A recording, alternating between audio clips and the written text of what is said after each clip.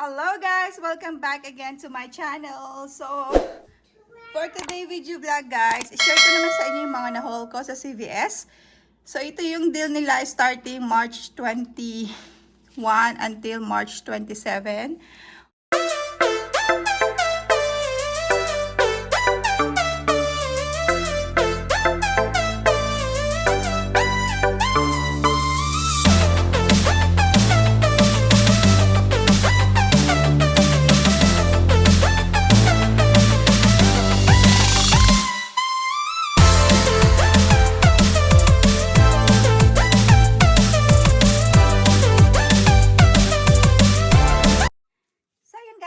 Transaction ko is hair care products. Gumamit ako dyan ng $15 off if you spend $60 sa select hair care products. So, merong deal yung L'Oreal na spend 8, you will earn or you will get $4 extra bucks. So, each niyan is $4.79. And then, dun sa swab naman, ang deal niyan, buy 3, you will get $5 extra bucks. And then, buy 1, get 1 half din yan. So, yung each regular is $4.39. And then, yung isa is magiging $2.20.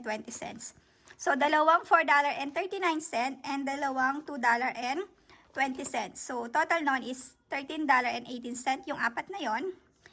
And then, sa Nexus, nagka-problema ako dito guys. Yung Nexus is $15.99 sa store. So, yung yung isang malaki. And then, so yung dalawang yon is parang nasa $31 something. And then, yung maliit is $5.49. So, sa Nexus, buy 3, you will get $10 extra bucks. So, na-reach ko yung $60 na spend deal dun sa hair care products.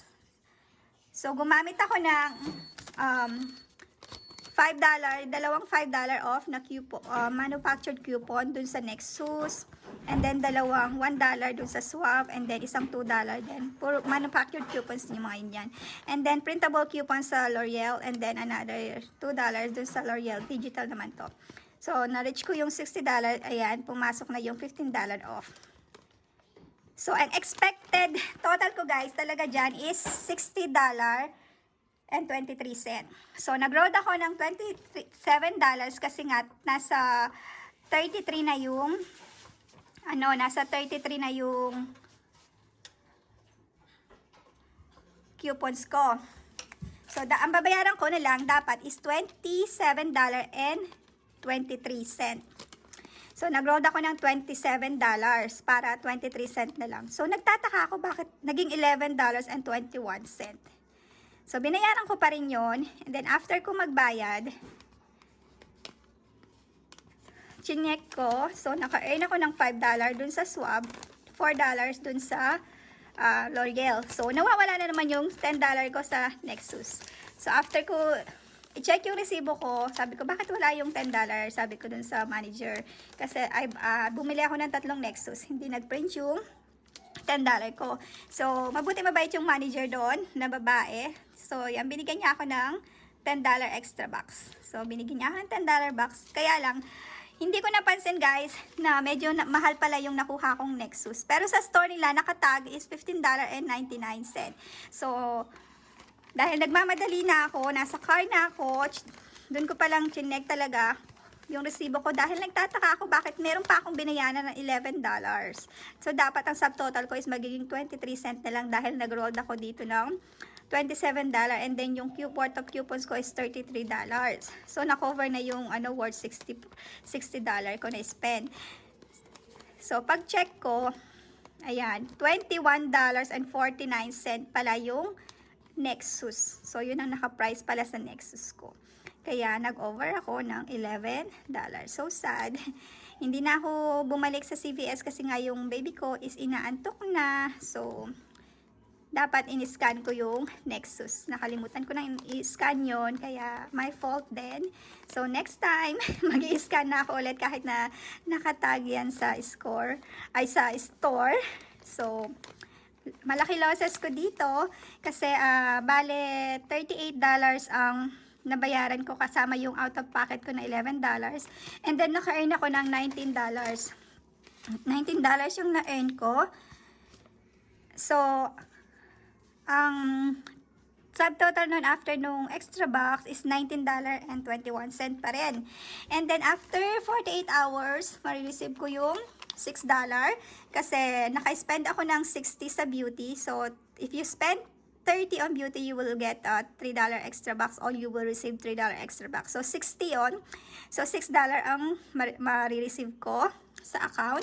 So, $13.21 yung 9 items na yan. So, dapat magiging ano lang yan, parang $2.21 na lang yan. Dahil nga, nag-over ako ng $11 dito. So, resibo ko, yan, napagastos ako guys. Pero, next time, lesson learned na, mag-scan na ako ulit. Mahirap kasi mag-shopping guys kapag may kasamang bata. Tapos, nagugulo na, nawawala yung ano ko. Kahit na may listahan ako. So, minsan kasi sa store naman ang problema. Tulad niya, may listahan, tapos hindi ko na-scan or hindi ko na-check kaagad yung aking resibo para bumalik. So, nahiya naman akong bumalik pa sa loob kasi nga, nagmamadali na yung asawa ko din. Kasi hindi rin ako nagda-drive guys. So, yung asawa ko lang ang nagda-drop sa akin at nagpipick up sa akin sa CVS. So, ayoko naman bumalik ulit para sabihin na bakit saka my fault naman yun, hindi ako nag-scan. So, yun, nagastusan ako ng, $13.21. And then, so, next yung aking second transaction. So, ito naman, guys. Yan. So, sa all, yan, guys, $2.99 sa store, then merong $1 yan na digital coupon. So, itong Oral-B at saka Crest, buy 2, you will get $2 extra box. $2.99 ito, at saka $2.99. And then, meron $2 off digital coupon yung both. So, magiging 99 cent na lang itong dalawang to. And then, I will earn $2 extra box. So, free itong dalawa. So, free lang yan. And then, yung dalawang Lucerne mini treats, sa store niya is $5.69 yung isa niyan. So, yung dalawa is parang nasa $11.38. And then, meron akong dalawang printable coupons mula sa Lucerne website na $3. So, $6 off pa yon.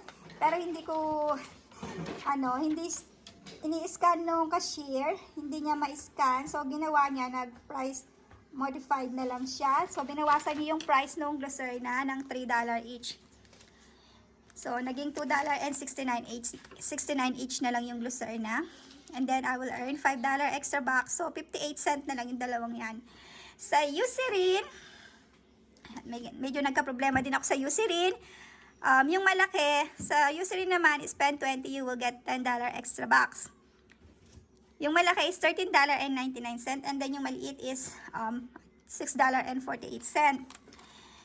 And then, sa app ko, meron akong $4 off any head and body lotion, CRT. Then, meron akong $2 na digital coupons, and then meron akong $2 na printable coupon ng Eucerin. So, hindi nag-attach yung $2 off na dun sa Eucerin. So, bali, binayaran ko sa Eucerin is I think $14.48. So, dapat ang babayaran ko na lang is $12.48. Kasi nga, hindi nag-print yung $2 na sa digital coupon. So, yung transaction na yan, subtotal niyan is $40.83 before the coupons. So, after the coupons, so gumamit nga ako ng $1 dito sa all, $2 sa toothpaste, $2 sa toothbrush, then $4 and $2, and then $3 doon sa isang Lucerne and another $3. So, $17 total ang tawag dito, na use na coupons. So, pinaka-subtotal is $23.83. And then, naka-earn ako ng $10 dun sa Eucerin, and then $2 sa Crest and Oral-B, then another $5 dun sa Glycerina. So 17 extra bucks ang bumalik sa akin.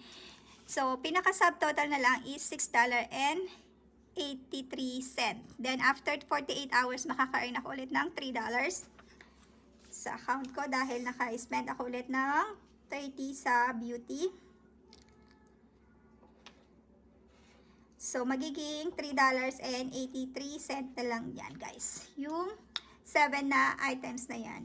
So, total ng mga lahat yan, guys, nung items, 17 items na yan is, parang nasa, paano ba total lahat nun? Teka lang, total ko, ha? $16.04 yung 17 items na yan, guys. Parang $1 each. Pero, nanghinayang talaga ako, guys. So, dapat ang magiging ano ko na lang dyan. Dahil may listahan ako, parang dito, $2.21 na lang siya. Kaso, naging $13.23 kasi nga, napamahal ako dun sa Nexus. And then dito, hindi nagamit yung $2 na digital coupons ko, kaya medyo napumahal. So, hindi ako happy sa haul ko na yan, dahil nga, pinaka-ano ko, guys, is budget ko lang dapat talaga is $10 every visit ko sa CVS. Minsan, nakaka-free pa ako, hindi ko pa nagagastos yung $10 na budget ko na yon. So, sa haul na to, nakagastos ako ng $16 in total na out of pocket. So, yun, medyo sad ako. Pero okay naman, guys, kasi yung Nexus ang mahal, diba, guys? $21 ang isa. $21.49 ang isa.